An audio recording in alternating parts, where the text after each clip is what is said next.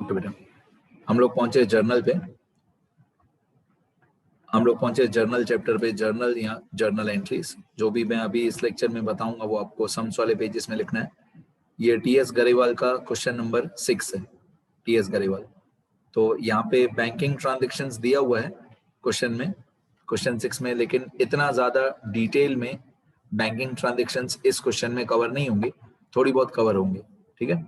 तो ध्यान से सुनते जाओ सब लोग। यहाँ पे लिखा हुआ है पास necessary journal entries for the following transactions. तो ओनर का नाम नहीं दिया हुआ है कि ओनर का नाम क्या है, बिजनेस का नाम क्या है वो बताया हुआ नहीं है। तो हमारी जो हेडिंग होती है वो हमेशा 3 लाइन में होती है। पहली लाइन में जर्नल, दूसरी लाइन में ओनर का नाम या बिजनेस का नाम, तीसरी लाइन में ये अप्रैल 2021 मतलब जो हमारा मंथ है। तो मैं पहले हेडिंग लिख के बताता हूँ आपको।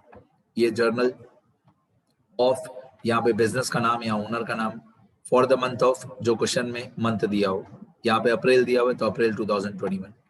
अब यहाँ पे आंसर में डेट के कॉलम में सबसे ऊपर लिख देंगे अप्रैल 2021, डेट के कॉलम में सबसे ऊपर लिख देंगे। अब एक एक करके शुरू करते हैं। यहाँ पे फर्स्ट डेट पे लिखा हुआ है deposited in bank ₹30,000। First date deposited in bank ₹30,000। तो हम लोग आंसर में जाएंगे, डेट में लिखेंगे 1, अमाउंट में डेबिट में भी ₹30,000, क्रेडिट में भी ₹30,000, डेबिट क्रेडिट दोनों जगह पे 30,000। अब हमने बैंक में ₹30,000 डिपॉजिट किए। अगर हमने बैंक में ₹30,000 डिपॉजिट किए तो हमारा बैंक बैलेंस बढ़ जाएगा। अब बैंक बैलेंस बढ़ेगा तो बैंक अकाउंट हो जाएगा डेबिट, बैंक अकाउंट हो जाएगा डेबिट, क्योंकि बैंक बैलेंस बढ़ गया। बैंक बैलेंस बढ़ गया तो हमारा एसेट बढ़ गया, और जब भी एसेट बढ़ता है तो डेबिट होता है, तो बैंक हो गया डेबिट। और कैश हमारा चला गया, डिपॉजिटेड इनटू द बैंक। तो डिपॉजिटेड इनटू द बैंक मतलब क्या डिपॉजिट किया, कैश डिपॉजिट किया।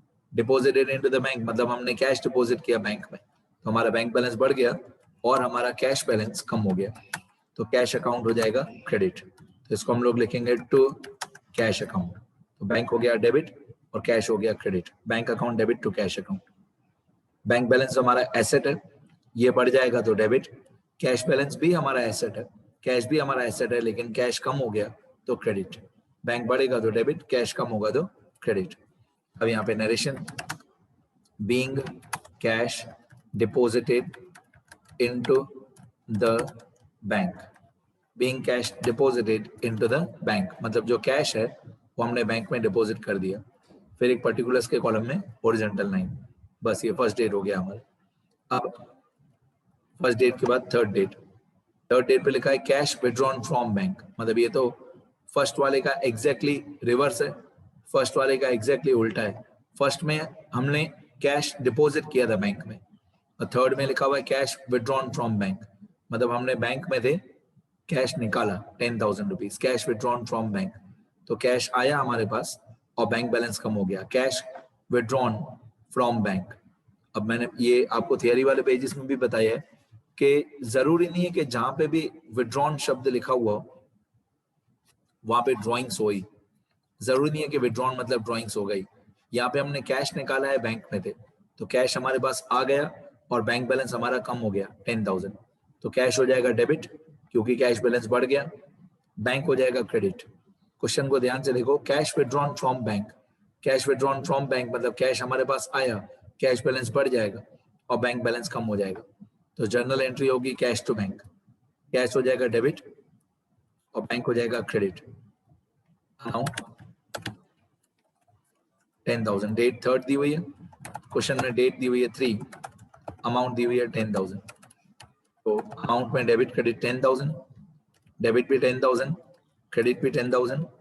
अब कैश विड्रॉन फ्रॉम बैंक, तो कैश हमारे बिजनेस में आया तो कैश अकाउंट डेबिट, और बैंक बैलेंस हमारा कम हो गया तो बैंक हो जाएगा क्रेडिट। क्रेडिट वाले को क्रेडिट नहीं बोलते हैं, क्रेडिट वाले को टू बोलते हैं, टू बैंक अकाउंट हो गया। फिर नरेशन, नरेशन में क्या लिखना होता है, बीइंग लगा के पूरा क्वेश्चन ही लिखना होता है, being cash withdrawn from bank, being cash withdrawn from bank.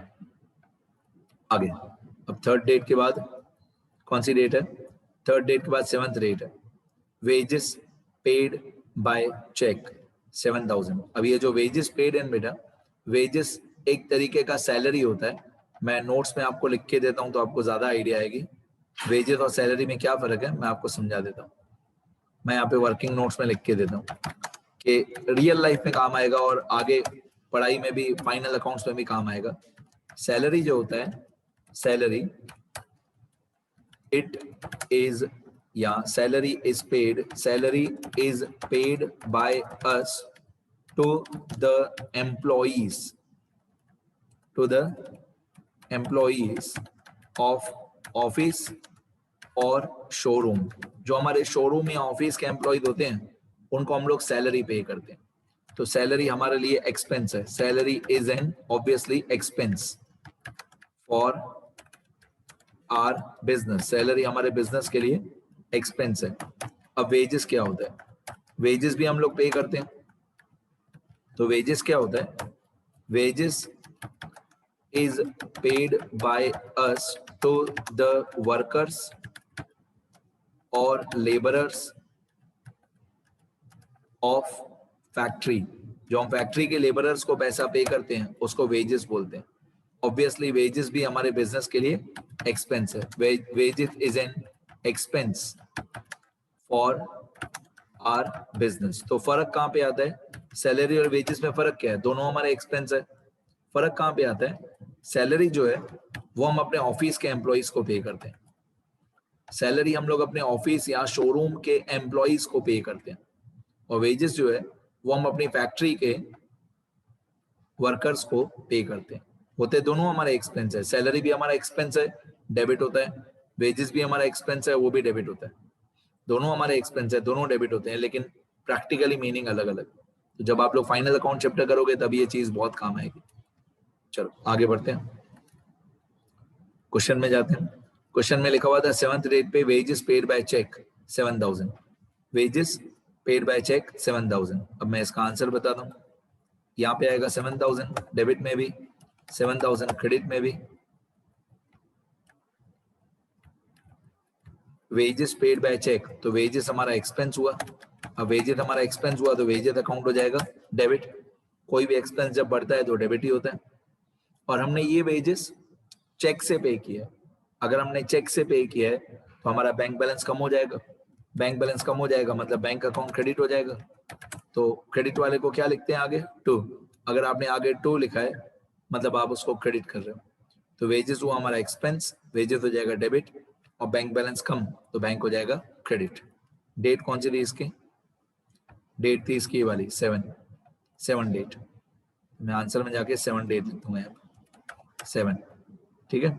Narration में मैं लिखूंगा being wages paid by cheque. मतलब बेसिकली पूरा क्वेश्चन ही लिखते हैं, बीइंग लगा के पूरा क्वेश्चन ही लिखते हैं। Being wages paid by cheque, फिर एक पर्टिकुलर्स के कॉलम में सिंगल लाइन। हो गया इजी। चलो 7 डेट के बाद क्या है क्वेश्चन में? 7 डेट के बाद क्वेश्चन में है 10 डेट। 10 डेट पे लिखा हुआ है cheque received from Diwan ₹8500 and discount allowed to him ₹500.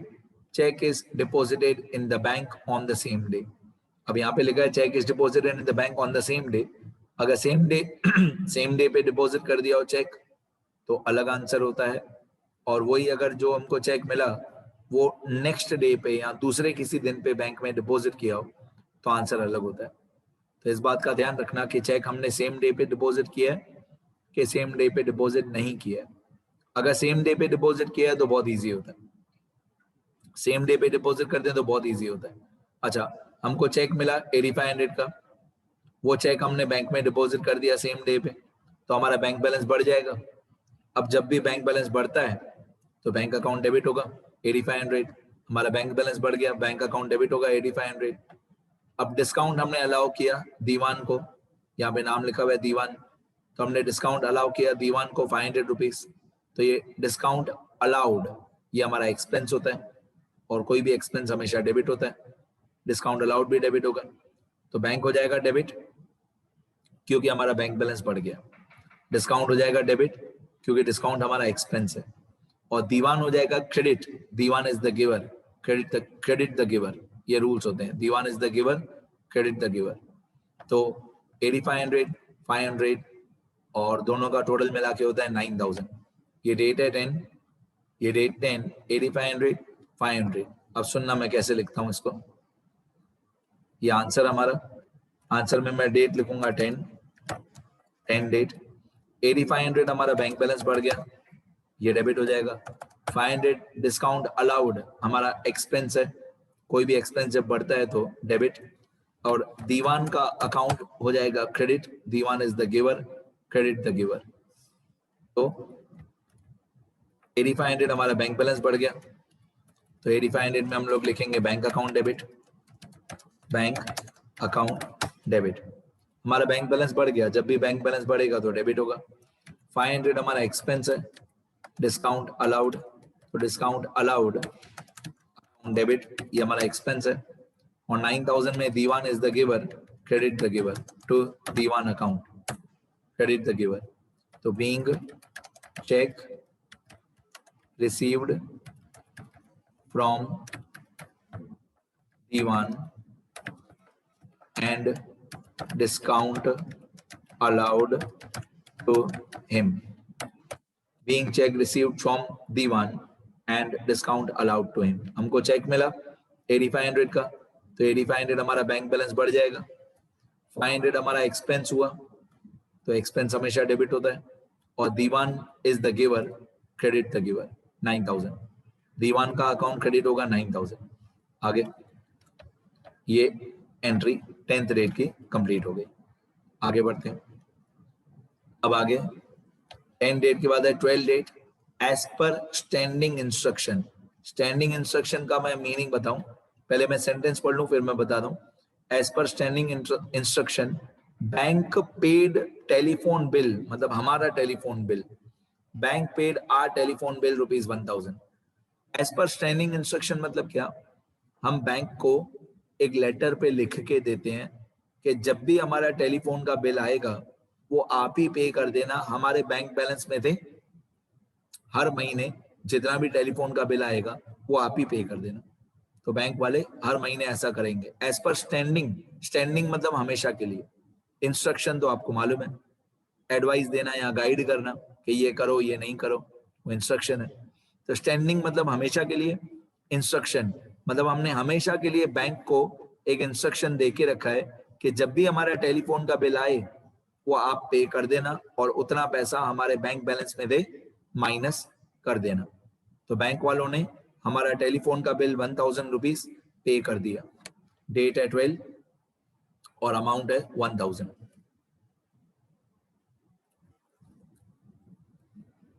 ये डेट 12, ये अमाउंट 1000 डेबिट, 1000 क्रेडिट।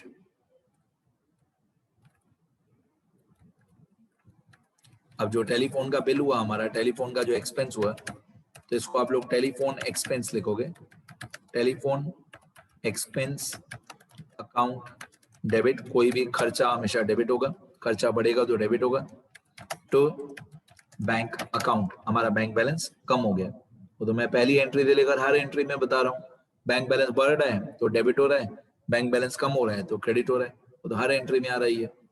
तो बीइंग टेलीफोन बिल या expense paid by bank on our, हमारे बिहाफ पे, हमारे बिहाफ पे हमारा टेलीफोन का बिल बैंक वालों ने पे कर दिया, तो बैंक वाले उतना पैसा हमारे बैलेंस में से माइनस कर देंगे। तो जब भी हमारा बैंक बैलेंस माइनस होगा तो क्रेडिट होगा, ठीक है। तो टेलीफोन एक्सपेंस अकाउंट डेबिट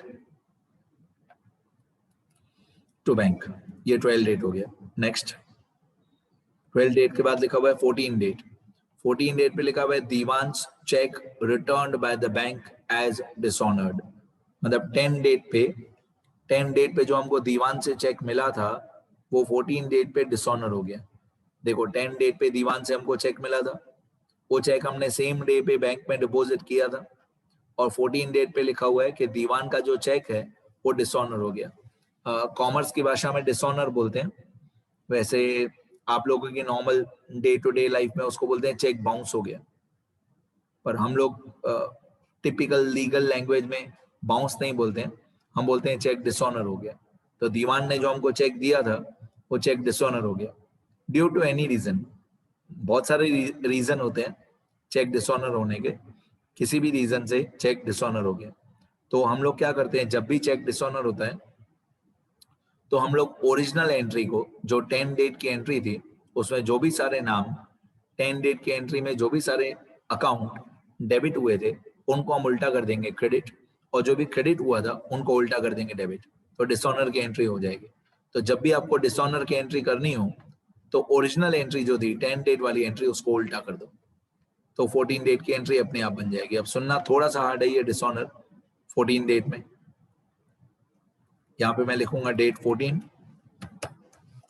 अब 10 डेट वाली जो एंट्री है ये वाली, ये जो 10 डेट पे 3 नाम है, bank account debit, discount allowed debit to Diwan, इन तीनों नाम को हम लोग उल्टा कर देंगे। तो पहले दीवान हुआ था पहले 9000 क्रेडिट, तो अभी मैं कर दूंगा दीवान अकाउंट डेबिट कितना 9000, क्योंकि दीवान का जो चेक है वो डिसऑनर हो गया। अब दीवान का जो चेक है वो डिसऑनर हो गया, तो पहले हमने दीवान को किया था credit, Diwan is the giver, ये ब्रैकेट में मैं लिख रहा हूँ गिवर, ये एग्जाम में नहीं लिखना। पहले हमने क्या किया था, Diwan account credit, credit the giver. अभी हम लोग कर देंगे दीवान अकाउंट डेबिट, क्योंकि दीवान का जो चेक है वो क्लियर हुआ ही नहीं, डिसऑनर हो गया, तो हम दीवान का चेक दीवान को वापस दे देंगे। तो अगर आप दीवान का चेक दीवान को वापस दे दोगे तो दीवान इज द रिसीवर। अच्छा, पहले हमने लिखा था कि बैंक बैलेंस बढ़ गया हमारा 8500, हमको चेक मिला था तो हमने ऐसे लिखा था कि बैंक बैलेंस बढ़ गया।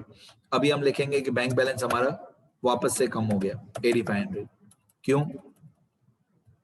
क्योंकि हमने जब चेक डिपॉजिट किया था तो हमने ऐसे लिखा था 10th रेट में हमने चेक डिपॉजिट किया था तो हमने बैंक बैलेंस को बढ़ा दिया था। अब 14 डेट पे क्या हुआ, वही चेक डिसऑनर हो गया, तो हम वापस से अपने बैंक बैलेंस को कम कर देंगे। अब आता है इसके बाद सबसे टिपिकल पॉइंट। अब सबसे टिपिकल पॉइंट आता है ये 500 रुपए। ये 500 रुपए 500 रुपीज हमने दीवान को डिस्काउंट अलाउ किया था 500। अब दीवान का चेक ही क्लियर नहीं हुआ, दीवान का चेक ही क्लियर नहीं हुआ तो डिस्काउंट का आएगा? चेक ही क्लियर नहीं हुआ, चेक डिसऑनर हो गया दीवान वाला, तो हम दीवान को बोलेंगे भाई डिस्काउंट का आएगा, तेरा चेक ही डिसऑनर हो गया, तो हम तेरे से डिस्काउंट का पैसा भी वापस लेंगे। जो हमने तेरे को पहले 500 रुपए डिस्काउंट अलाउ किया था, अब वो 500 रुपए हो जाएगा डिस्काउंट डिसअलाउड। क्या बोलते हैं इसको? ये शब्द आपने पहली बार सुना होगा, डिस्काउंट डिसअलाउड। पहले डिस्काउंट अलाउड हुआ था डेबिट, अभी हो जाएगा डिस्काउंट डिसअलाउड क्रेडिट। तो ये शब्द आपने पहली बार सुना होगा, डिस्काउंट डिसअलाउड। तो Diwan account debit to bank to discount disallowed, basically ऊपर वाले तीनों नाम का उल्टा। पहले बैंक डेबिट हुआ था तो बाद में बैंक क्रेडिट हो जाएगा, पहले डिस्काउंट अलाउड डेबिट हुआ था तो अभी डिस्काउंट डिसअलाउड क्रेडिट हो जाएगा, पहले दीवान हुआ था क्रेडिट तो अभी दीवान हो जाएगा डेबिट। नरेशन में being cheque which was received from Diwan is now dishonored। जो चेक हमको दीवान से मिला था वो चेक अभी डिसऑनर हो गया, तो ओरिजिनल एंट्री जो थी 10 डेट वाली उसको उल्टा कर दिया। चलो 14 डेट हो गया, ये 10 डेट का मैंने उल्टा कर दिया 14 में। आगे बढ़ते हैं, इसके बाद लिखा हुआ है 16 डेट। 16 डेट में लिखा है चार्जेस डेबिटेड बाय बैंक 400। इस एंट्री को मैं दो तरीकों से समझा सकता हूं, समझा सकता हूं। पहला तरीका, कोई भी चार्जेस हमेशा हमारा एक्सपेंस ही होगा, ठीक है। लाइफ टाइम अकाउंटेंसी का कोई भी चैप्टर हो, चार्जेस मतलब हमेशा एक्सपेंस, एक्सपेंस मतलब हमेशा डेबिट, ठीक है। तो मैं रूल लिख के देता हूं आपको,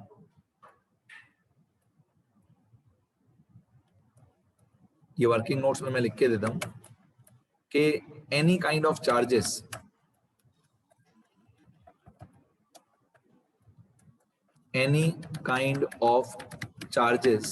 are always expense for our business. Any kind of charges are always expense for our business. They are always debited by us. कोई भी चार्ज होगा वो हमेशा एक्सपेंस होगा और हमेशा हम लोग इसको डेबिट ही करेंगे, ठीक है। तो बैंक वालों ने चार्जेस लिया हमसे, कितना चार्जेस लिया, ये 16 डेट, अमाउंट है 400, ये रहा डेट 16 और ये अमाउंट है 400। तो मैं डेट लिखूंगा 16 और अमाउंट लिखूंगा 400। यहाँ पे मैं लिखूंगा 16 डेट और अमाउंट में मैं लिखूंगा 400।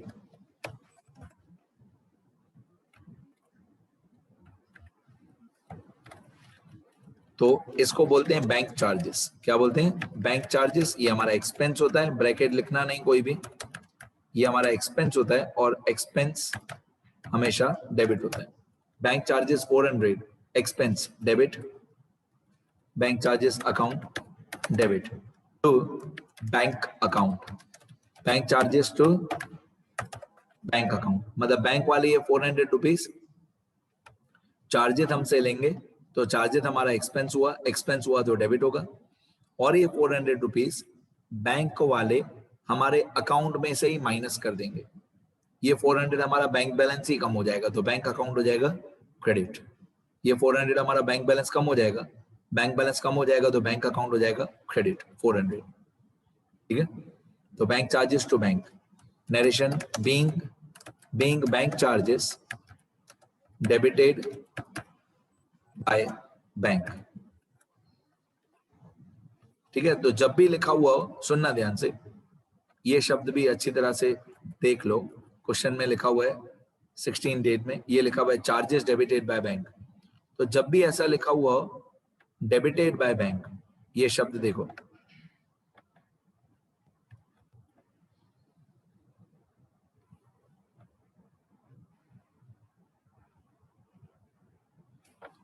जब भी ऐसा लिखा हो डेबिटेड बाय बैंक, तो कंपलसरी हमारा कोई ना कोई एक्सपेंस ही होगा। और जब भी लिखा हो क्रेडिटेड बाय बैंक, तो कंपलसरी हमारी कोई ना कोई इनकम ही होगी। ये भी मैं लिख के देता हूं वर्किंग नोट्स में, ये भी वर्किंग नोट्स में लिख के देता हूं यहाँ पे। Fourth point, if any amount is debited by bank, example bank charges, then it should be expense for our business। तो वो हमारे बिजनेस के लिए एक्सपेंस ही होगा जब भी हमारे बैंक ने हमारा अकाउंट डेबिट किया होगा। अब इसका उल्टा कर देते हैं, इसका उल्टा कर देते हैं, if any amount is credited by bank, इसका डेबिटेड का उल्टा कर देते हैं credited. If any amount is credited by bank, example interest, example interest, then it should be income for our business। तो जब भी बैंक वाले कुछ डेबिट करते हैं हमारे अकाउंट में, तो वो हमारा एक्सपेंस ही होगा। जब भी बैंक वाले हमारे अकाउंट में कुछ क्रेडिट करते हैं, तो हमारी इनकम ही होगी, ठीक है। ये रूल्स याद करते जाओ। इस क्वेश्चन में लिखा था बैंक हैज डेबिटेड चार्जेस, तो बैंक चार्जेस हमारा एक्सपेंस हुआ, एक्सपेंस मतलब डेबिट। चलो और ऊपर क्वेश्चन में जाते हैं। अब हम पहुंचे 17 डेट पे। 17 डेट में लिखा है goods sold and sales proceeds. Sales proceeds मतलब जो हमने गुड्स बेचे उसका पैसा मिला। सेल्स प्रोसीड्स मतलब जो भी गुड्स हमने बेचे उसका पैसा मिलना, उसको सेल्स प्रोसीड्स बोलते हैं। Goods sold and sales proceeds deposited in the bank 8000, मतलब हमने गुड्स बेचे और पैसा मिला, वो पैसा हमने बैंक में डिपॉजिट कर दिया। डेट है 17 और अमाउंट है 8000। अब बैंक बैलेंस हमारा बढ़ गया तो बैंक हो जाएगा डेबिट, क्योंकि हमने गुड्स बेचे, पैसा आया, पैसा हमने बैंक में डिपॉजिट कर दिया, तो बैंक बैलेंस बढ़ गया तो बैंक हो जाएगा डेबिट। और सेल्स अकाउंट होगा क्रेडिट। आपको मालूम है सेल्स हमेशा क्रेडिट होता है। सेल्स हमारी एक तरीके की इनकम है और इनकम हमेशा क्रेडिट होती है। जब एक्सपेंस हमेशा डेबिट होता है तो इनकम हमेशा क्रेडिट होता है। तो डेट है 17, अमाउंट है 8000, डेट 17, अमाउंट है 8000 हमने गुड्स बेचे और हमारा बैंक बैलेंस बढ़ गया, बैंक अकाउंट डेबिट। हमने गुड्स सेल किए, पैसा आया, वो पैसा हमने बैंक में डिपॉजिट कर दिया, तो हमारा बैंक बैलेंस बढ़ गया, बैंक बैलेंस बढ़ गया तो बैंक हो जाएगा डेबिट, और सेल्स अकाउंट हमेशा क्रेडिट होता है, सेल्स अकाउंट हमेशा क्रेडिट होता है, तो bank account debit to sales account. being goods sold and amount deposited in the bank, bank balance बढ़ गया तो डेबिट और सेल्स हमेशा क्रेडिट होता है। आगे अब 17 डेट के बाद है हमारे पास 19 डेट।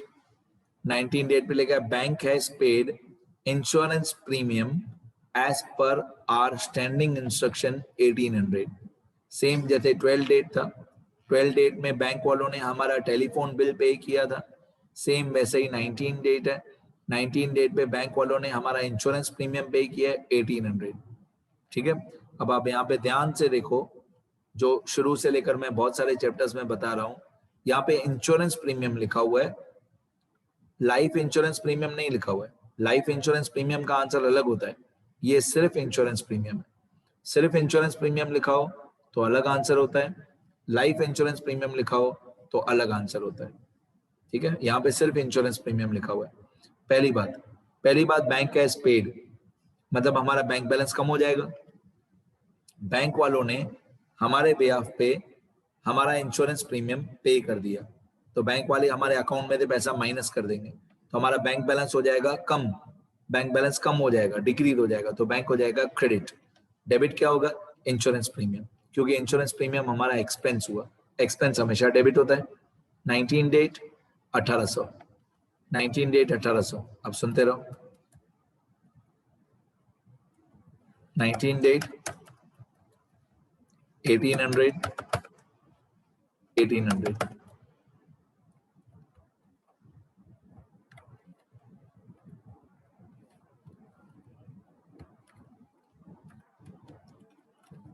अब इंश्योरेंस प्रीमियम हमारा एक्सपेंस हुआ, इंश्योरेंस प्रीमियम अकाउंट हो जाएगा डेबिट, क्योंकि हमारा एक्सपेंस होता है,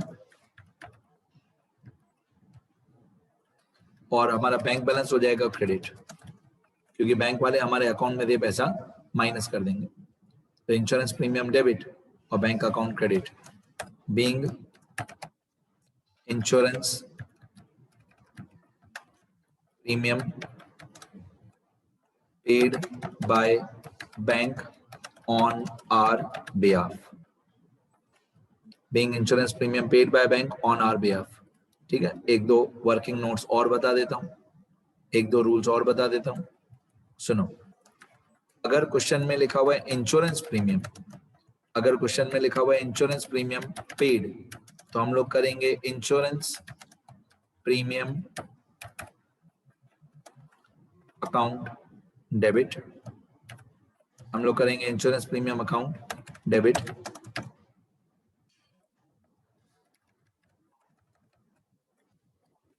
और अगर क्वेश्चन में लिखा हुआ है लाइफ इंश्योरेंस प्रीमियम, बेटा ये लेक्चर कंप्लीट होने वाला है, सब लोग नेक्स्ट लेक्चर ज्वाइन करना, तो मैं और आगे बताऊं। अगर क्वेश्चन में लिखा हुआ है लाइफ इंश्योरेंस प्रीमियम, तो लाइफ इंश्योरेंस प्रीमियम कभी भी हमने पे किया हो तो हमारे आंसर में ड्रॉइंग्स अकाउंट डेबिट होता है, ये फर्क है दोनों में। अगर सिर्फ इंश्योरेंस प्रीमियम पेड हो तो इंश्योरेंस प्रीमियम ही डेबिट होता है, और अगर लाइफ इंश्योरेंस प्रीमियम पेड हो तो ड्रॉइंग्स अकाउंट डेबिट होता है, क्योंकि लाइफ मतलब ओनर की लाइफ, ओनर का पर्सनल एक्सपेंस, लाइफ मतलब ओनर का पर्सनल खर्चा, और पर्सनल खर्चा मतलब ड्रॉइंग्स, तो दोनों में फर्क है, ध्यान दो। ठीक है, एक एंट्री रहेगी लेकिन वो मैं नेक्स्ट वीडियो में कंटिन्यू